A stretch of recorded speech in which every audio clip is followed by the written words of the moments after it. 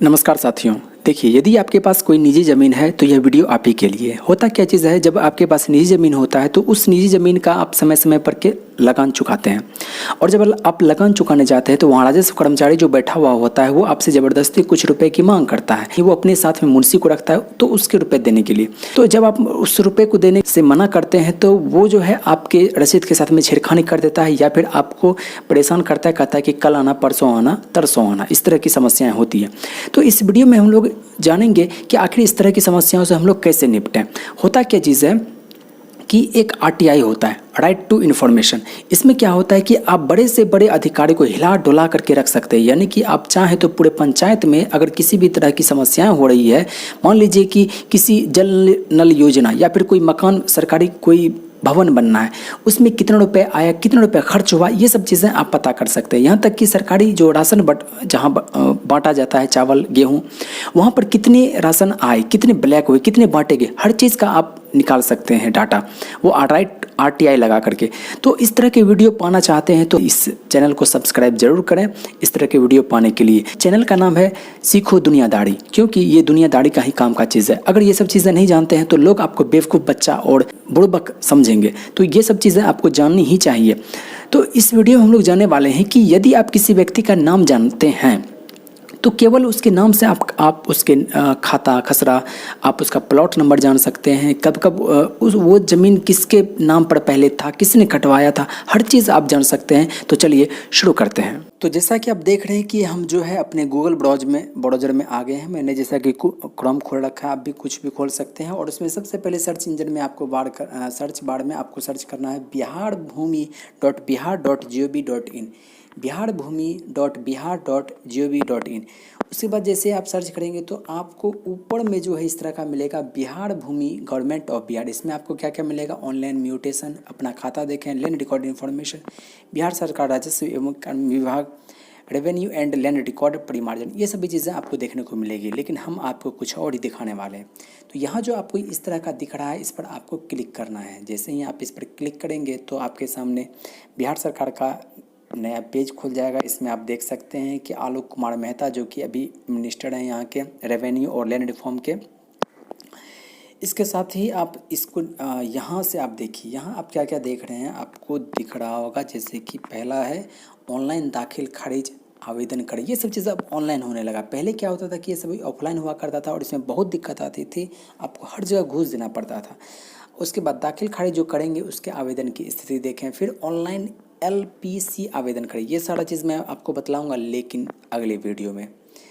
और इस तरह से देख रहे हैं भूमि लगान जैसे आप जमा करते हैं तो वो यहाँ से आप कर सकते हैं। इसके बारे में बताऊंगा, बिना जाने हुए आप कुछ भी ना करें, नहीं तो गड़बड़ हो सकता है। तो यहाँ देखिए जमा पंजी देखें, जमा पंजी देखें, यहाँ आपको दिख रहा होगा जमा पंजी देखें। इस पर हमको क्लिक करना है। जैसे ही आप क्लिक करेंगे तो आपके सामने एक नया सा पेज खुलने वाला है। मेरा थोड़ा सा लगता है कि नेट स्पीड कमज़ोर है, इसी वजह से थोड़ा सा समय लग रहा है। यहाँ देखिए आपके सामने इस तरह से मिल जाएगा, बिहार सरकार राजस्व एवं भूमि सुधार विभाग, बदला हुआ आप देख रहे हैं कि इसमें नया नया क्या क्या चीज़ परिवर्तन किया गया। बदला हुआ म्यूटेशन केस नंबर देखें, फिर देख रहे बदला हुआ एलपीसी केस नंबर देखें। एलपीसी क्या होता है, ये सारा चीज़ मैं आपको बतलाऊंगा लेकिन अगले वीडियो में।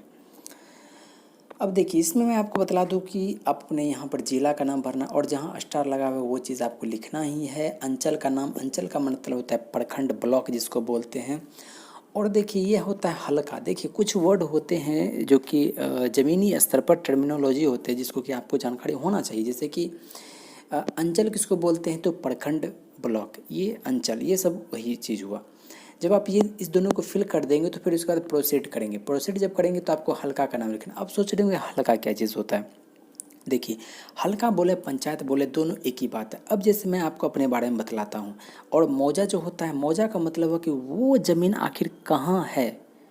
जैसे देखिए मैंने क्या बताया, हल्का का मतलब बताया पंचायत। अब जैसे देखिए मेरा महदीपुर पंचायत है, ठीक है। एक पंचायत में एक गांव, दो गांव, तीन गांव आ ही जाता है, कम मिनिमम दो गांव, तभी आप उसको पंचायत कह पाते हैं। तो ये मतलब वो जनसंख्या पर डिपेंड करता है, आबादी पर वो डिपेंड करता है।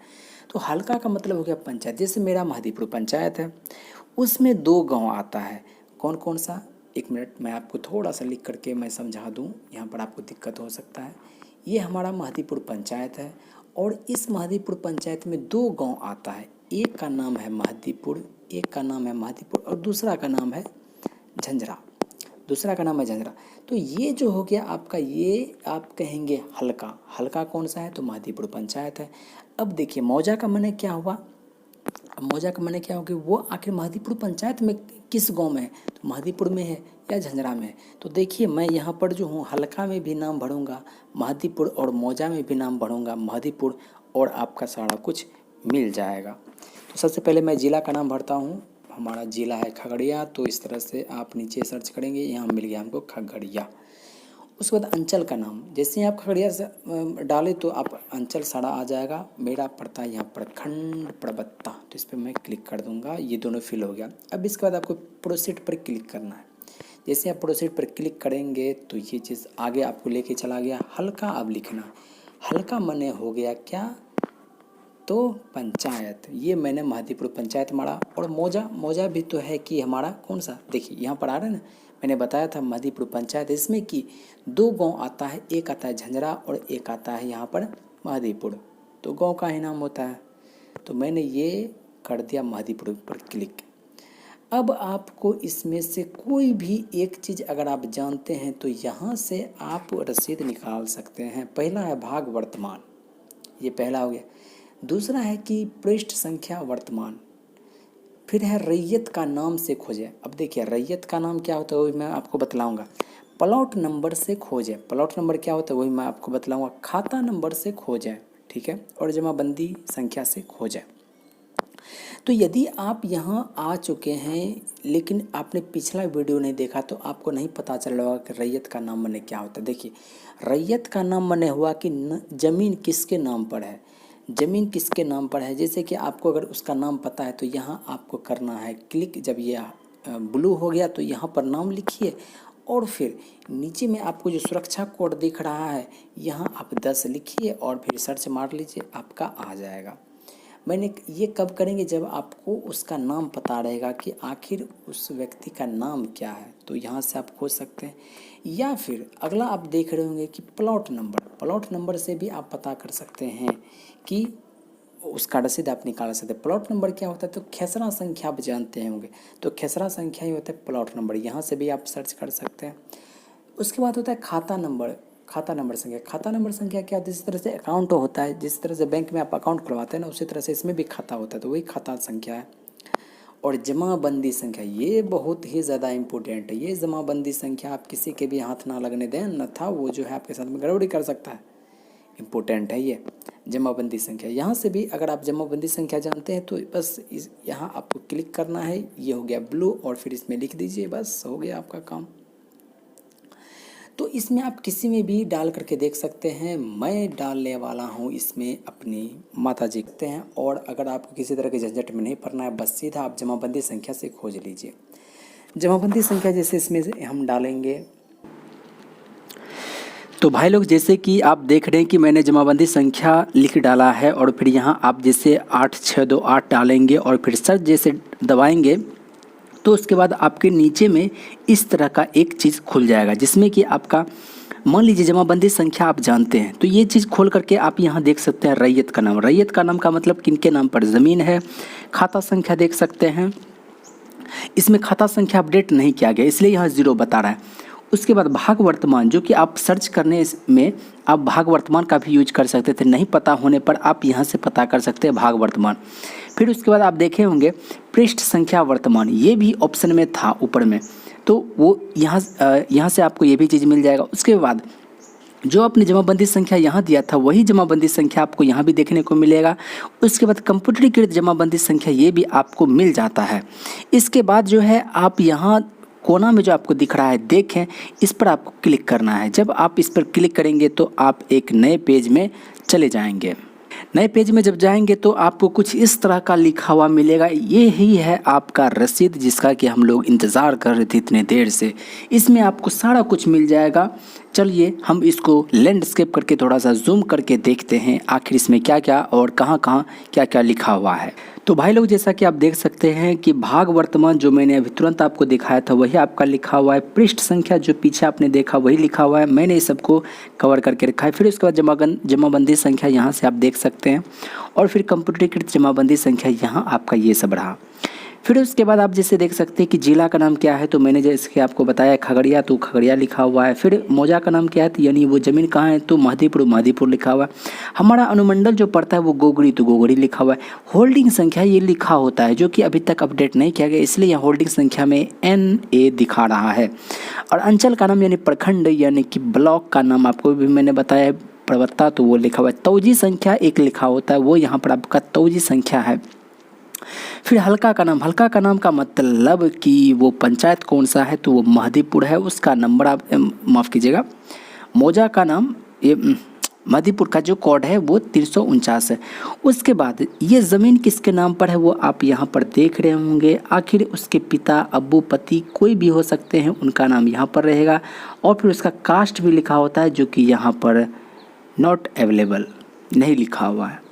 उसके बाद यहाँ फिर से आप देख सकते हैं खाता संख्या यहाँ आपका लिखा होता है। फिर प्लॉट या खसरा संख्या, जैसा कि मैंने आपको बताया है कि प्लॉट बोले या खसरा बोले दोनों एक ही चीज़ होता है, तो इसमें प्लॉट संख्या अपडेट नहीं किया गया। फिर रकबा के बारे में जैसा कि मैंने आपको बताया है कि आपके पास कितनी ज़मीन है वो इसमें लिखा होता है। इसमें जो हमारा ज़मीन है वो 3 कट्ठा ही है, जबकि यहाँ पर दिखा रहा है देखिए 13, बहुत ज़्यादा दिखा रहा है। फिर यहाँ तक कि आपका चौहद्दी भी लिखा होता है। चौहद्दी का मतलब कि पूरब में क्या है, पश्चिम में क्या है, उत्तर में क्या है, दक्षिण में क्या है, लेकिन इसको अपडेट नहीं किया गया। जब अपडेट करेगा तो फिर यहाँ आपको सारा कुछ देखने को मिल जाएगा। उसके बाद परिवर्तन के लिए प्राधिकार ये भी आपको नॉट अवेलेबल नहीं है, यहाँ पर उपलब्ध है। उसके बाद फिर लगान ये है, शेष ये है। और अंतिम लगान का विवरण, जो लगान दिया गया था वो 2015 में दिया गया था, जिसके बारे में कि आपका इस तरह से अपडेट दिया हुआ है। और लास्ट में जैसा कि आप देख रहे होंगे कि यह एक कंप्यूटर जनित प्रगति है। उसके बाद कह रहा है कि किसी भी प्रकार के औषधियों के लिए संबंधित अंचलाधिकारी से संपर्क करें और प्लॉट का नक्शा देखने के लिए प्लॉट नंबर क्लिक करें। तो यहाँ जो है इसमें आपको बहुत तरह की गलती भी देखने को मिल सकता है, जैसे कि मैंने बताया कि रकबा जो कि आपकी ज़मीन कितनी है, तो यहाँ कुछ और है, तो यहाँ पर कुछ और बता रहा है। तो ये सब अशुद्धियों की वजह से आप किसी तरह का क्लेम नहीं कर सकते हैं। बाकी आप चाहें तो यहाँ अपडेट करवा सकते हैं अंचलाधिकारी से मिल करके। अभी तक ऑफलाइन ही चल रहा था, जिसको कि अभी ऑनलाइन कन्वर्ट किया जा रहा है, इसलिए इसमें समय ले रहा है और सारा कुछ इसमें अपडेट नहीं किया गया है। तो बहुत जल्दी इसको भी कर दिया जाएगा। लेकिन ऑनलाइन जो है वो ये रसीद कैसे कटवाएं जिससे कि आपका रुपया बहुत ज़्यादा बचत होगा, तो ऑनलाइन रसीद कैसे कटवाएं, इस वीडियो के लिए आप हमारा चैनल सब्सक्राइब ज़रूर कर लें। आपको अगले वीडियो में मैं बता दूंगा कि रसीद आप ऑनलाइन कैसे कटवा सकते हैं मुफ्त में। तो चलिए, बहुत बहुत धन्यवाद, शुक्रिया, जय हिंद।